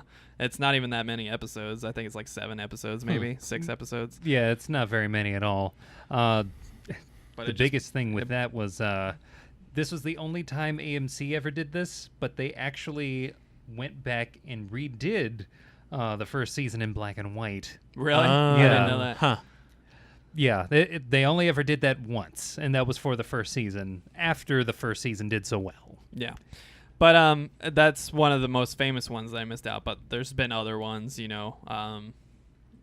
So I have this kind of subconscious need to purchase all number ones that I think at the very least look like they might be something, you know, or deal with some kind of popular subject material that I don't think is going to be like really like, you know, niche. So that's the first thing. The other thing is what catches my eye cover wise, because I love beautiful covers. I obviously make a point to frame a lot of them and hang them throughout my apartment and everything. And be sure to check out our instructional videos if you want to see how to do that affordably. But I'm a big fan of just beautiful cover art, and I think Image in particular does it the best because they don't drown it in barcodes and advertisements. Yeah. They put the barcode on the back. They don't put huge Marvel banners or big obnoxious DC Convergence banners and stuff for a year, you know. So cover art is another thing that if it sticks out to me, that's a good selling point. Like I've bought so many issues of comics I had no intention of reading or caring about, especially on the DC side, because I just love the cover. Or I love the cover art, or I love the artist that was doing it, and that particular work was really good to me. So I pick it up. Santa Takeda is a big example of that. Like I pick up just about everything that Santa Takeda puts out because I love her covers. I would like to say that of Jim Lee, but unfortunately his work's been kind of going downhill the past few years, and I think it's just because he's overextended. But Easily. I don't think there's anyone working nearly as much as Jim Lee right now. Yeah, so that's a big thing for me. Again, I'm not the typical kind of, you know, just casual comic fan that's just like, oh, I see a character I'm really familiar with and really like, so I'm going to pick it up. I really like Spider-Man, so I'm going to pick up Spider-Man this week because I happen to go to the comic store or whatever. I don't care what the story is or whatever, you know. But I'm more of the guy that just, you know, wants to collect stuff and really appreciate it in that way. And then if it happens to have a great story, I'll stick with it. Okay, you know? I was wondering more Yeah. what makes you stay with something after you pick up that first issue? What makes you, this is now something I'm reading? I mean, if the biggest thing for a comic book specifically, and not like a TV show or a movie or something, the biggest thing for a comic book is probably dialogue and art. I can be a little forgiving on art if the story and the dialogue is very coherent and well structured and it keeps me intrigued. But I've had books like that one issue of the Aquaman run where they had a guest artist come in for, I think, issue 34, and it just rubbed me so much the wrong way that I almost dropped it until I saw that Riccardo Federici was coming back the next issue, and I was like, you're lucky. Because if I hadn't noticed that, I would have gave up on that story arc and just totally missed out on the end of that story arc, you know. But art can really like hit me in the wrong way. And if the illustration inside the book isn't good, like it doesn't have to be the quality of the cover art, because often the cover art is very, you know, overdone for a reason, because it's basically your comics billboard. But I think the illustration is also extremely important in maintaining my readership, because if it's just an eyesore, I'm not going to want to read this for 30 issues or whatever the case is, you know. And I'd say one other big thing is just the amount of narration that I have to read. The most least interesting thing for me in a book is narration. If you can't tell me through dialogue and through, you know, visual context and the arts, you know, panels and everything else, then you're probably not a refined writer. I mean, that's just my opinion. I think there's exceptions, obviously, but I think even people like Frank Miller struggle with that a lot, where they just narration about shit that doesn't matter, like to the characters themselves. And it's just like, hey, I'm trying to give you context for this world, but you're giving me way too many details that don't actually matter. And that can rub me the wrong way. That can make me stop reading a book entirely if I'm just reading constant narration. It's one of the reasons, like, I kind of hate reading Stephen King books. I know there's a lot of Stephen King fans out there, but Stephen King, especially in his early days, got a lot of gripes from people about his writing, because he would just write 30 pages about some mundane detail that didn't matter at all. And like that's how I feel when I read his books. Even though I like the stories, that's why I kind of like gravitate more towards the stuff made from his work, like movies, because then at least I don't have to read 30 pages of useless narration, and that's just how I feel personally. Like I have nothing wrong with fleshing out a world and characters and giving people like content on the side. I think Port of Earth is a perfect example where they did it right. Port of Earth has a lot of like world context and world building that needs to be done, but it gives you kind of a choice on how deep you want to go into that world at the very end. Like the book will tell you the basics of what you need to know and then give you the character story and the dialogue, which is really good. But then at the end, they give you, every issue has like new like profiles on the different types of aliens that are in the book. Oh, cool. And gives you profiles on the type of technology that exists, and might give you a profile page on what's going on Earth at this time and stuff like that. So if you want to do the deep dive, you absolutely can. So for me, it's like, well, this alien doesn't really, I don't really give a shit about this squid alien thing. How can you not care about the squid? Squidward. Oh no. But there are other aliens that are even labeled like high-level threats and stuff, and that's what I want to know more about. Like, why are they a threat? What can they do? What can't they do? What why are they interested in Earth in the first place? What's going on here? What's going on there? What's this character's dynamic? And I feel like too many comic writers just struggle with that one thing, just over narration and not giving the reader the option to like opt out of mundane details that don't actually matter. Because nothing rubs me the wrong way more than reading just endless narration boxes and stuff that doesn't matter, only to get to the end of the issue and realize that or the end of the arc, whatever, and realize that none of that mattered at all and didn't like really enrich anything for me. So that's just my personal thing. But yeah, generally art, how good is the dialogue? Is there, is it not over narrating every little thing? And just, generally the character development and the storytelling, I admit there's like some genres that I lean a little less into. I think sci-fi is one where I kind of struggle sometimes to get into. I'm just like futuristic, Earth sci-fi. I struggle to get into it sometimes, and it just, I don't know.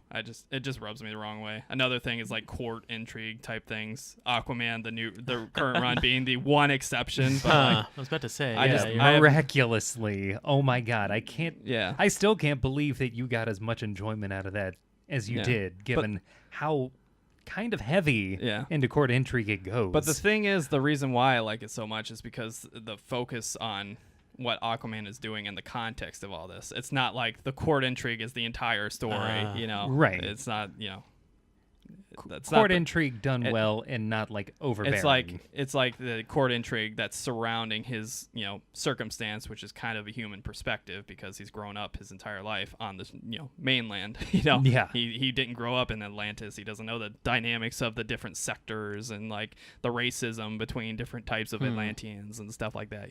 So it's really interesting that way, and that kind of like house, pride that causes dynamics and rifts.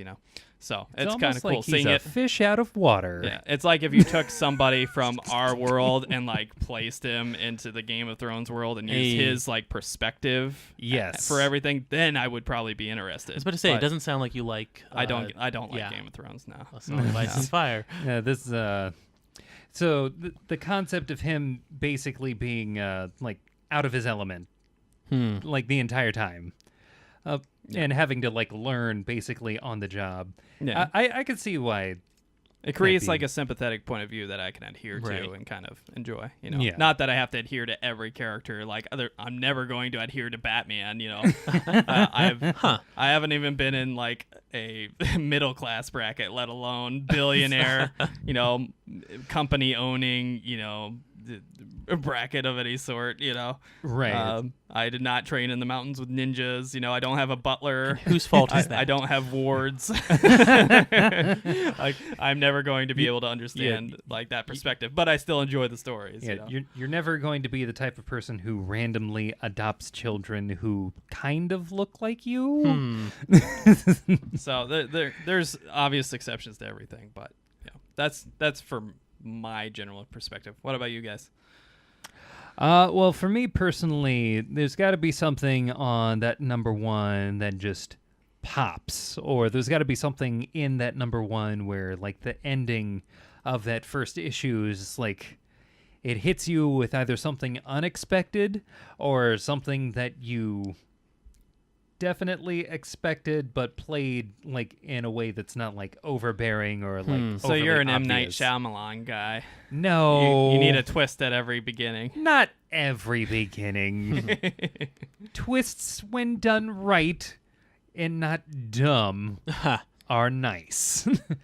With that said, what I look for in a story is something that like grabs my attention.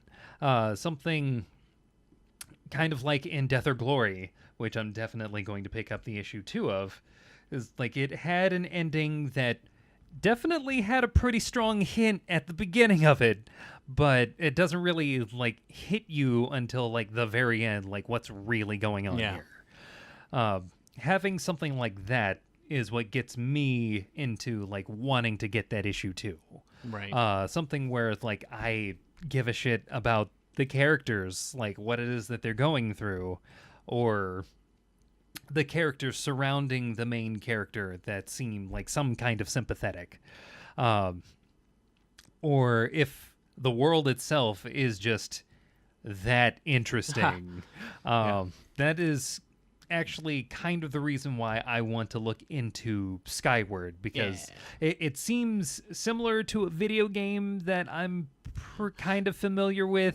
Anyone who's heard of the game Gravity Rush will know what I'm talking about. But the concept of living in a world where gravity is kind of a light suggestion. Like I'm interested in that kind of world and how it would work.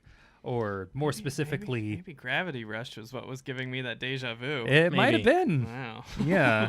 It's like Gravity Rush, for those who don't know, is a game where this girl is magically granted gravity manipulation powers. Where Those they good powers. they're pretty useful, yeah. It has a tiny bit of a Sailor Moon vibe with the cat that follows her around. But just you stop it right now. If you don't know the words, I don't want to hear it. I don't know the words. I just remember Fighting It- evil. it always came by on like moonlight. after I watched Batman the Animated Series on WB. Like, Sailor Moon. So I remember the intro. I remember the intro music, but nothing else because I never watched it. Yeah, that was never really my thing. I was more of a Ronin Warriors type of guy. I didn't get into anime until the Toonami.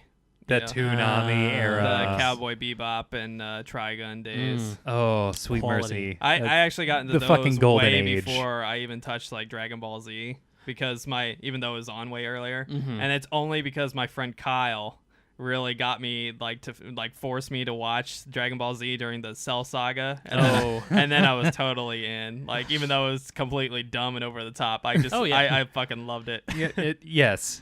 I mean, it's like watching an Asian take on what a Schwarzenegger movie would be like.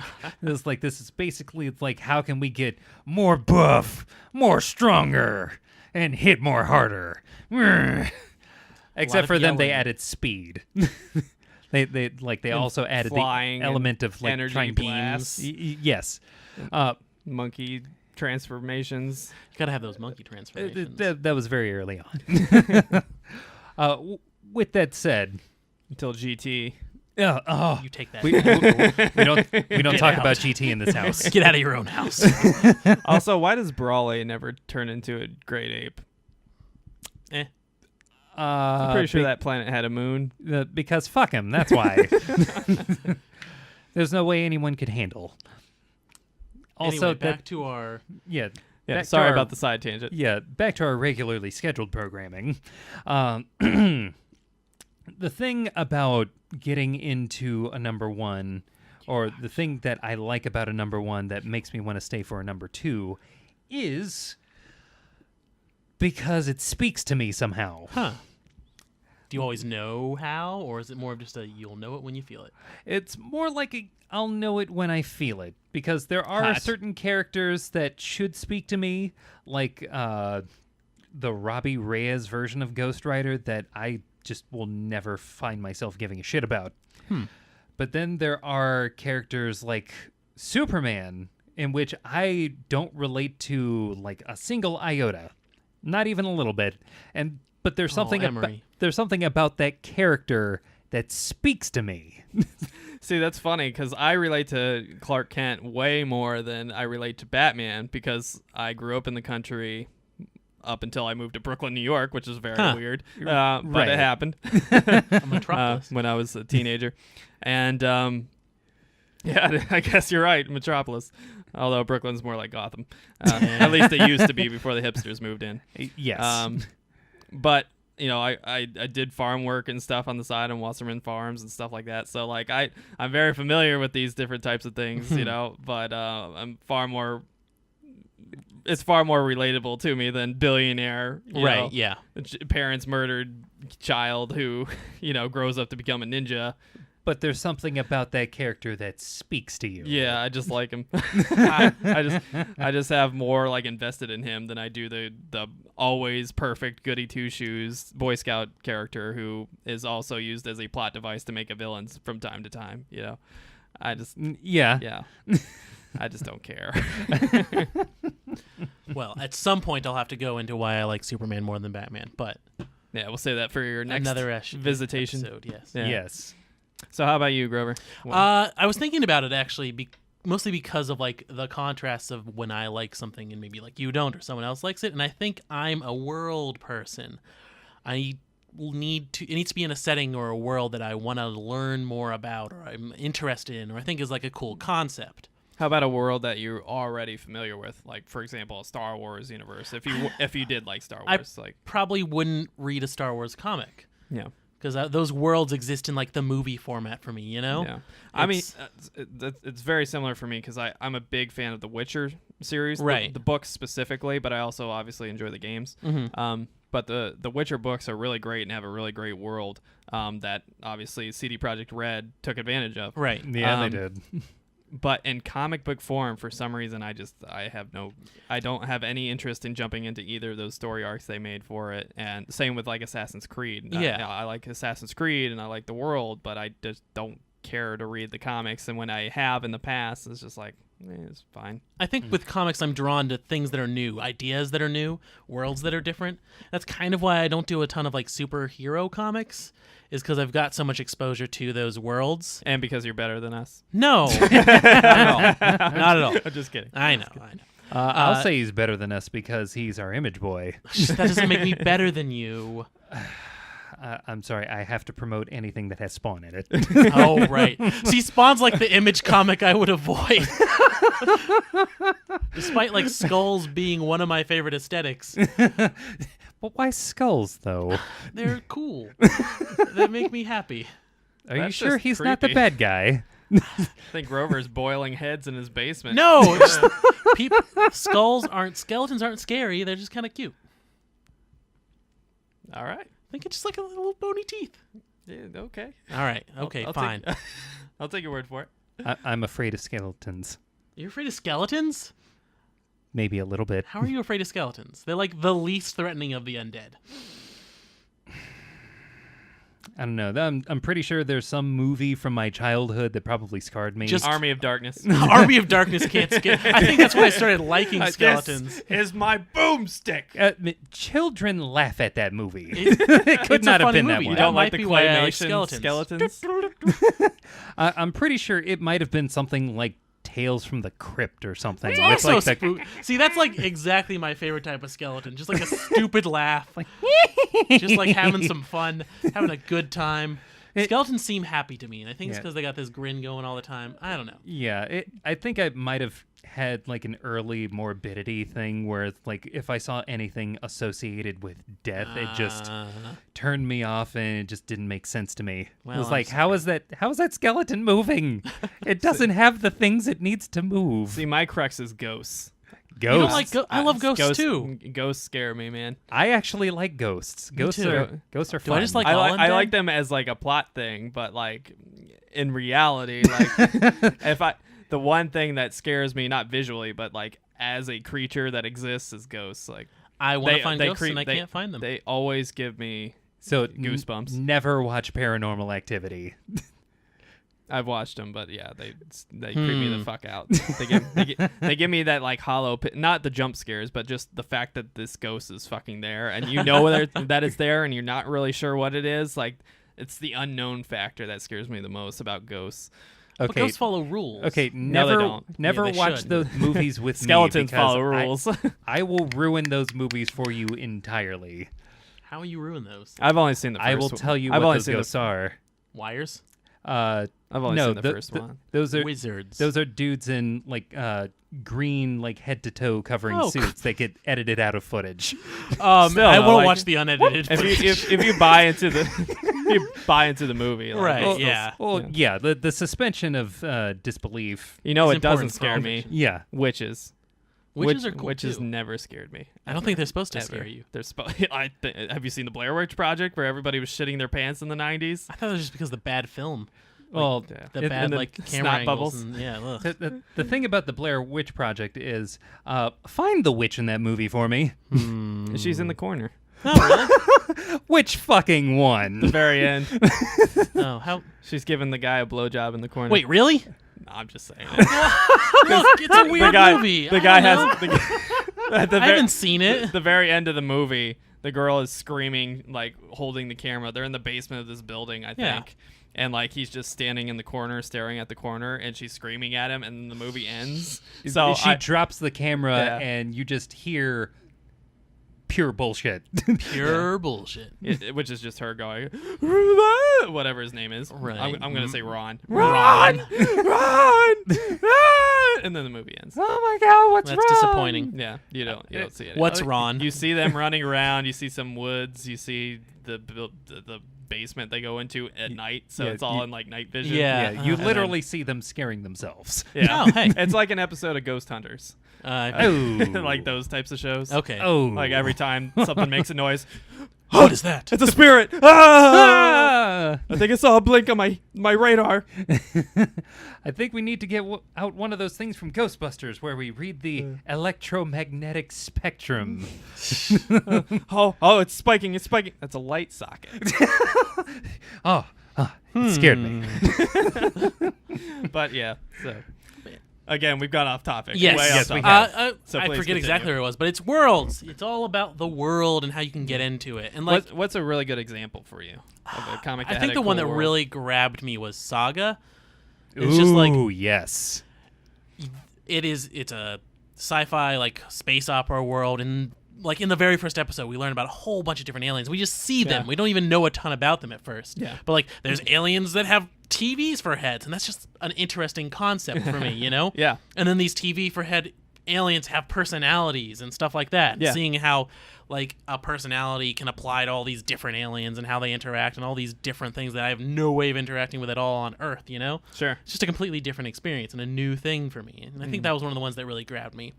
And that's part of why I'm like interested in Skyward, is like it's a little something easier for me to relate to because it's Earth. Yeah. But it still gives me a lot to think about, like how would food work? How would Sure. anything work in this gravityless Thank situation? God for roots. Right.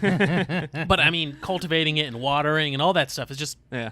really difficult to think of all the ways you could make food work, but people seem to be existing and like finding how like people or characters, if they're not, you know, humans, interact in these different settings. And Sure. these different worlds.